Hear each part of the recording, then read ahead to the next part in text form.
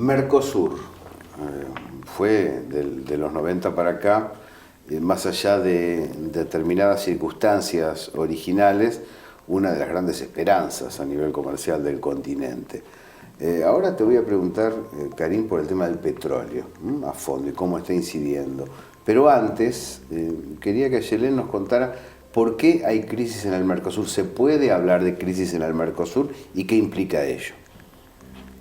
Sí, podríamos hablar de crisis en el Mercosur. Recordemos, el Mercosur está compuesto por Argentina, Brasil, Uruguay, Paraguay y Venezuela, que en el año 2012 se incorpora como miembro pleno. Se incorpora en un contexto donde Paraguay estaba teniendo una crisis institucional y queda fuera del Mercosur, y se incorpora a Venezuela. Actualmente, como el Tratado de Asunción del Mercosur estipula, se transfiere la presidencia pro tempore por abecedario y le tocaba a Venezuela. Argentina, Paraguay y Brasil decidieron que no participar en el traspaso de la presidencia pro tempore de Uruguay a Venezuela. Que era la letra que correspondía, aclaramos, importante. Exacto. Una definición política. Claro. Y estipulado por el Tratado de Asunción que se debe hacer la transferencia por una cuestión de abecedarios, y pasaba de Uruguay a Venezuela. Decidieron no participar del traspaso y Venezuela decidió asumir como se debe por el Tratado de Asunción. Pero estos tres países niegan que su asunción sea correcta porque no fueron partícipes ellos del traspaso. Entonces se genera... ¿Cómo? No, vi que Maduro agradecía a Vázquez, a Uruguay, el hecho de que porque estuvo bajo presión de Brasil y algún tipo de adorno le querían hacer a Uruguay para que no le pase la presidencia, pero sí lo hizo de acuerdo conforme al reglamento. Exactamente. Y Maduro hablando de la triple alianza, ¿cómo que sonarán los paraguayos, ¿no? La triple alianza que conforman con Argentina y Brasil contra Venezuela. Sí, así fue. Vázquez decide aceptar, directamente anunciar su finalización de su periodo y dar paso. Y Venezuela lo asume, pero bueno, en este contexto que 3 de los países miembros no participaron de la llamada al paso formal de la presidencia pro tempore. Creo que la idea de Macri, de Temer y del Paraguay es traccionar esto del Mercosur para el Pacífico, ¿no? O sea, ir por aquel lado o abrir también todas las importaciones de Europa al Mercosur, un tratado de libre comercio. Bueno, los tratados de libre comercio en general no puede hacerse. Sí, en un Mercosur consolidado tiene que hacerlo todo el Mercosur. Tiene que estar todos de acuerdo, consenso. Exactamente. Entonces, si el Mercosur no funciona, los tratados de libre comercio tienen un panorama ideal para hacerlo. Entonces, pienso que aislar a Venezuela es una estrategia de paralizar también el Mercosur, teniendo en cuenta que 3 de los países miembros tienen una posición claramente de giro hacia la Alianza del Pacífico. Entonces, sí, hay una posición de estos 3 países de enfriar el Mercosur, de congelarlo, de aislar a Venezuela en este proceso y de virar hacia la Alianza del Pacífico. Una pregunta, ya que aprovechando que la presidencia, ¿qué diferencia hay entre el ALCA y el Tratado del Pacífico? O sea, ¿son dos nombres para una misma realidad o son dos realidades diferentes? Es diferente, porque el ALCA es un tratado de libre comercio. Con Estados Unidos. Sí, exactamente. Es un tratado de libre comercio, pero así a nivel regional. Sí. Y la Alianza del Pacífico es meramente político.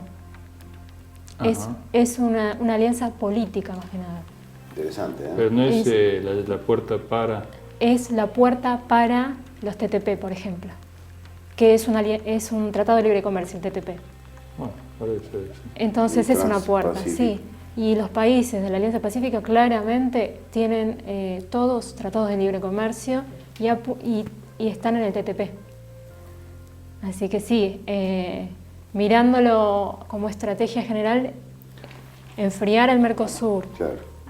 Virar hacia la Alianza del Pacífico es una puerta para el TTP, los Tratados de Libre Comercio, como fue el ALCA. Para abrir el juego en la denominación y hacer un trazado histórico de la Triple Alianza, tiene que haber una Inglaterra por detrás, ¿no? Tiene que haber un suprapoder por detrás que titiritee a esas tres naciones, por lo menos el recuerdo de la salvaje e invasiva guerra en contra de la industrial República del Paraguay, sí, indica eso. No fue ingenuo decir esto, claro. ¿no? No fue ingenuo por... ¿Hay un suprapoder en ese sentido, Ayelén? Sí. ¿Hay una nación o hay un conglomerado de poderes financieros, armamentísticos? Yo, a ver si me orientan cómo lo ven. Yo tengo la sensación que Estados Unidos tiene un Estado que ha resignado la democracia, ¿no? Que la ha dejado, que ha sido tomado por asalto en su Departamento de Estado por corporaciones mega muy importantes que están más allá. Por eso tampoco cuidan tanto la situación social interna norteamericana. ¿Ustedes se acuerdan cuando las corporaciones industriales manejaban Estados Unidos? Que, bueno, Ford descubre, yo tengo un obrero, pero lo que quiero es que el obrero gane lo suficiente para comprar el coche que yo fabrico, entonces se genera un mercado interno. Ahora hay una situación de miseria en el interior norteamericano aguda, desempleo, falta de oportunidades. Yo tengo la sensación que lo que está orientando la avanzada conservadora en América Latina es un poco Estados Unidos propiamente dicho, y otro poco ese conglomerado de intereses, ¿no?, que configuran hoy la política exterior norteamericana. ¿Puede ser así? Es interesante lo que planteas, porque tiene varias aristas como para analizar. Por un lado es, y coincido en mi opinión, que sí hay multinacionales con intereses concretos a nivel internacional y sí inciden en las decisiones que toman los estados, porque los estados siguen decidiendo en foros internacionales el rumbo, pero que detrás tienen presiones de las grandes empresas transnacionales. Y si vamos en línea con lo que estamos hablando, los tratados de libre comercio, el TPP, lo tienen que hacer los estados. Pero los que son favorecidos son estos... Tienen que avalar los estados. Lo tienen que avalar los estados. Los que ingresan son los estados. Es decir, se sigue manteniendo esa fórmula. La fórmula estatal. Sí, es estatal, pero hay un trasfondo que son las presiones que reciben los estados con las multinacionales. Los estados no dejan de tener hoy todavía las decisiones a nivel del escenario internacional, en los diferentes foros, como el ingreso a los tratados de libre comercio. Lo tiene que decidir el Estado. Pero las presiones que reciben los estados de estas multinacionales son gigantescas. Y las decisiones que se toman son para favorecer a estos sectores. Y en muchas ocasiones los gabinetes están configurados por empresarios. Exactamente. Los parlamentarios están cooptados por las empresas y el Poder Judicial trabaja en beneficio de esos sectores, ¿no? Exactamente. Ya lo decían, que achicar el Estado era agrandar la nación. ¿Te acordás de esa la nación multinacional? Que la verdad que la nación propia no se agrandaba mucho con el achicamiento del Estado. Una cosa que dispara esto... nosotros publicamos en la Señal Medios un informe sobre la privatización del espacio. Estados Unidos acaba de lanzar una norma, de aprobar una normativa que habilita una especie de carrera en el desierto, como otrora en la búsqueda del oro, en el Far West, para las grandes empresas. Es decir, ya no es un hombre con un sombrero y un caballo que va a buscar oro, sino gigantescas corporaciones que fabrican naves espaciales y que se han asegurado con esta nueva normativa, donde llegan a minerales en cantidad sideral, ¿no?, donde llegan, por el hecho de llegar primeros, son propietarios de eso. ¿Qué indica eso? Lo dice explícitamente la ley. El Estado no es beneficiario de eso. El Estado norteamericano no es beneficiario.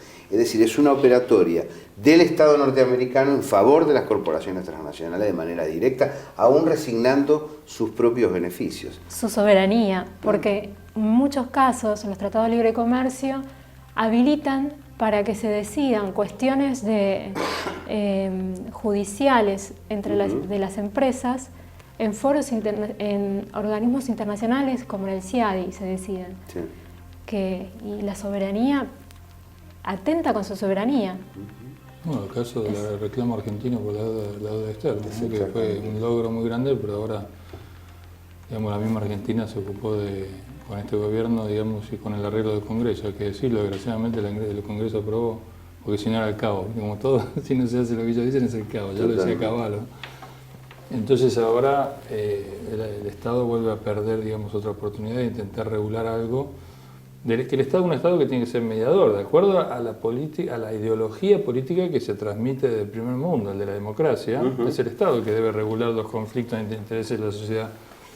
Pero un Estado cooptado evidentemente no regula nada y es condicionado y hasta puede desaparecer en el tiempo como la única instancia que le queda frente a esos poderes económicos. En Estados Unidos privatizaron nada menos que la Reserva Federal y la producción del dólar. Entonces, claro, ¿qué soberanía, digamos, queda? ¿Cómo se contrapesan los intereses? ¿Cómo se defienden los intereses de muchos?